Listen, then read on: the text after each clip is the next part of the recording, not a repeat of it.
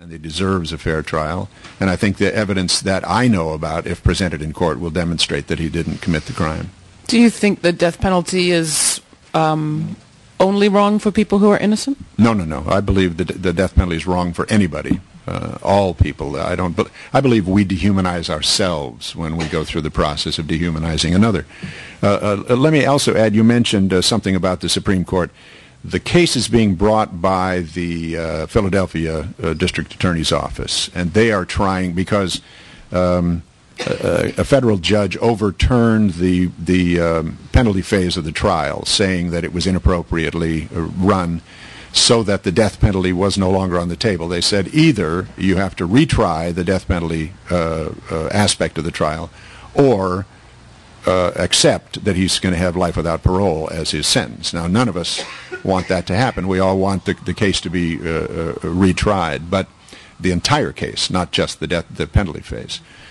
So it's Lynn Abraham's District Attorney's Office in Philadelphia that is one of the most killing machines in the country, that is now trying to get that lower federal court's decision on the penalty phase overturned. One of the most killing and one of the most racist, I think. Yes, yes. Biggest racial disparity. She's about to retire, and those running are pledging to get Mamiya killed. Oh, sure. Sure. Well, it's really a hot button issue in Philadelphia. One more. We have time, I think, for one more here in the. Oh, all right. Two more. This one and that one. Oh, and that one. Three more. That's it. Nobody else put up their hands. Why do you think that there's never been an attempt to make MASH in a contemporary way now? I mean, there's plenty of opportunities, but it's never been done. I mean, is it because MASH said it all, or is it that no one's got the guts to do it now? I think your second suggestion is the one. I don't think there's the courage in the business today to do it. They did a show about the Vietnam War, China Beach, that some say was sort of a MASH-esque show. I know Steve Bochco, thank you, tried to do a show about Iraq, in fact, and it didn't last very long. There's very little appetite on the part of the network. The networks in television today are running scared about simply falling apart. Their audience is diminishing regularly, so they don't want to offend anybody.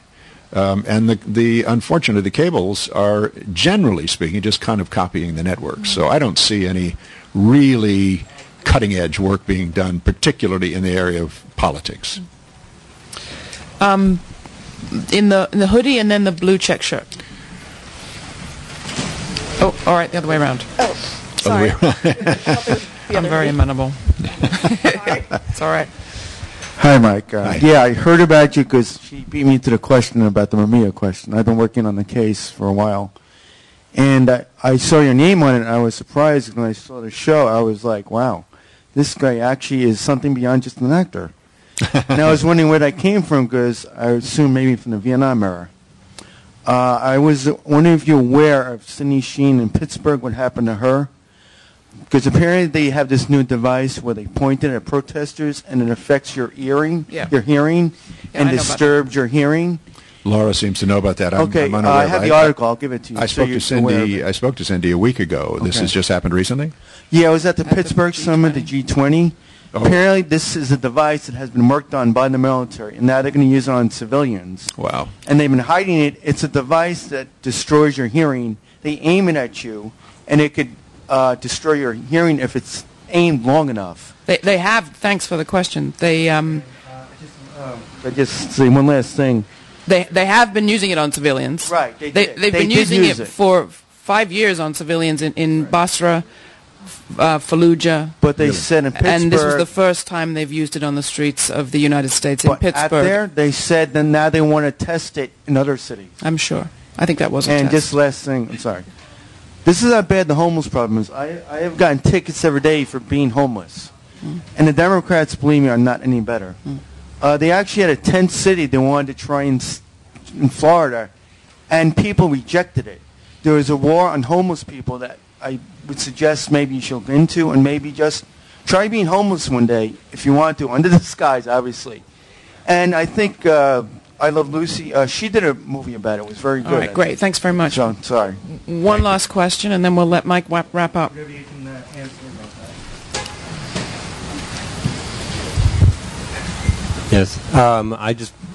First I want to thank you for making a great TV movie many years ago called The Questor Tapes. Thank you. You were part of Gene Roddenberry's vision of using the media to portray human values, and I really enjoyed that. Thank you. And somewhat related, this Saturday, the 17th, is the 70th anniversary of the premiere of Mr. Smith Goes to Washington. Wow. Which was another landmark, and I just like to think of you helping remind people that these great portrayals are out there, and if you can, maybe suggest that people watch Mr. Smith in honor of the 70th anniversary and help get the Questor tapes re-released, that would be a terrific way to keep the media side going.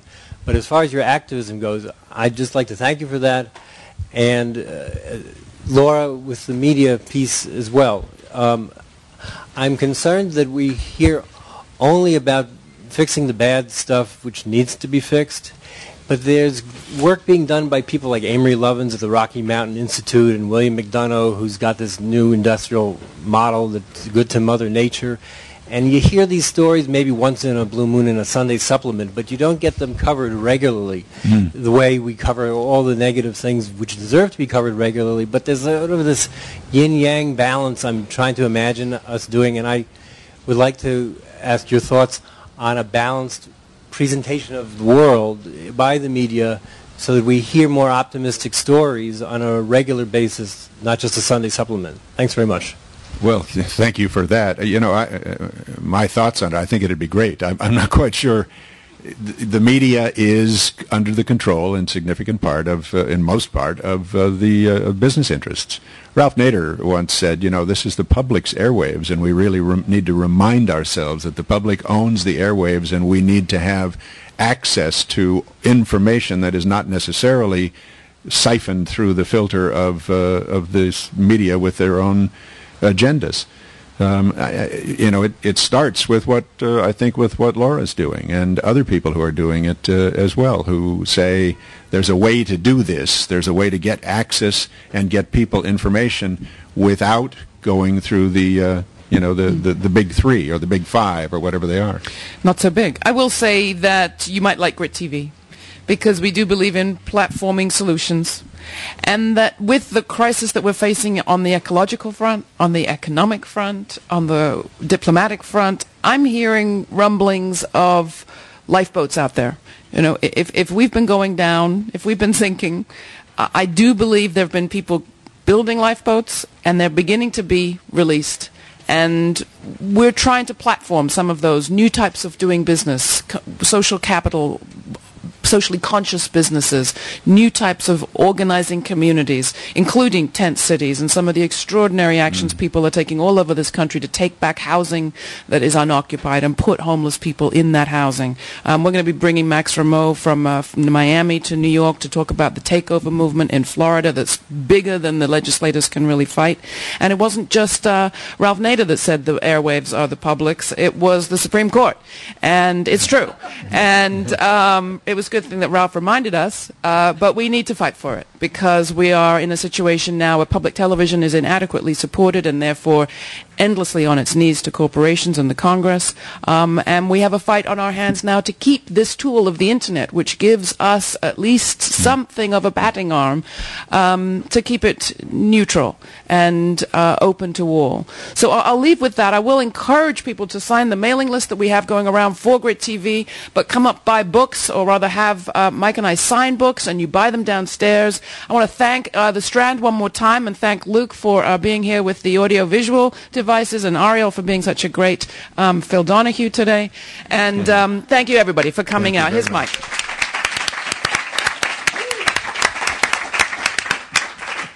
Thank you, and just go up there and get your book signed. Pardon me? Oh, sure.